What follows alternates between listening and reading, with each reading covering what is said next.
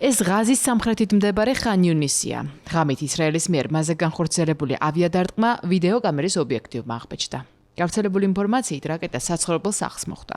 მსხვერპლის ან ზარალის შესახებ ინფორმაცია უცნობია. ეს ყველაფერი კი ჰამასსა და ისრაელს შორის მიღწეული ცეცხლის შეწყვეტის შეთანხმებიდან 4 თვის თავზე ხდება. ამ 4 სართულიან შენობაში 5 საცხოვრებელი სახლი იყო განთავსებული. დაახლოებით 9 საათის განმავლობაში სახლის ევაკუაცია ხდებოდა. ის ჯერ გასუფთავდა და შემდეგ დაიბომბა. შედეგს თავადაც ხედავთ.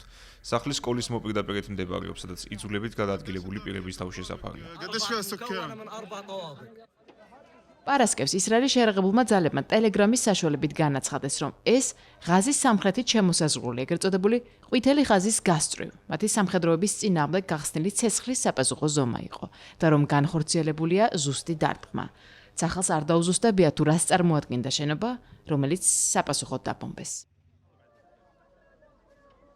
ამ ინციდენტის გარდა ადგილობრივი ხელმძღვანელობა ბოლო 24 საათში 27 გარდაცვლილისა და 18 დაჭრილი შესახებ იუწყება, თუმცა არ კონკრეტდება ზუსტად რომელ ინციდენტებს უკავშირდება ეს რიცხვები. ისრაელსა და ჰამასის კონფლიქტს 71851 პალესტინელი ემსხვერპლა. ეს მას შემდეგ, რაც 2023 წლის 7 ოქტომბერს ტერორისტულმა დაჯგუფებამ ასობით ისრაელელი სასტიკად მოკლა და 200-ზე მეტი წლობით ტყვეობისთვის გაწირა.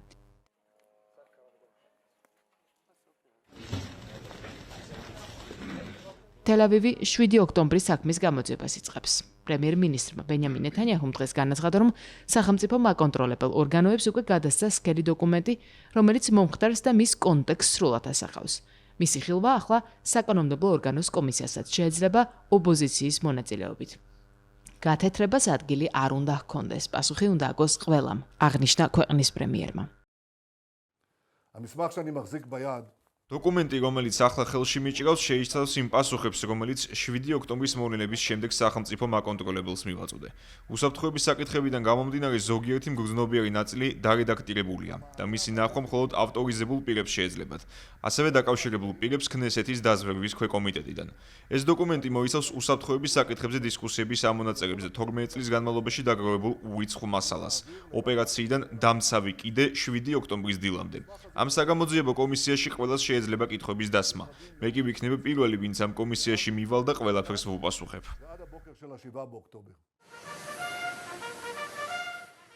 ვიდრე 7 ოქტომბრის საქმე სამართლებრივად და პოლიტიკურად შეფასდება, ისრაელი ამერიკის შეერთებული შტატების პრეზიდენტის დონალდ ტრამპის სამშვიდობო გეგმაზეა ფოკუსირებული. სულ ახლახან ღაზისა და ეგვიპტის პირდაპირი საზღვრის ხელახლა გახსნა ამის ნაწილია, რაც გეგმის აღსრულების გზაზე მნიშვნელოვან ნაბიჯად შეფასდა.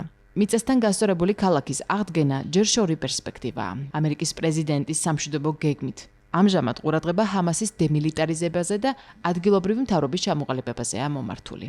გეგმამ საერთაშორისო ძალების მეშვეობით ანკლავი კეთილდღეობით სავსე ადგილად უნდა აქციოს. ამჟამად კი ქალაქი ასე გამოიყურება.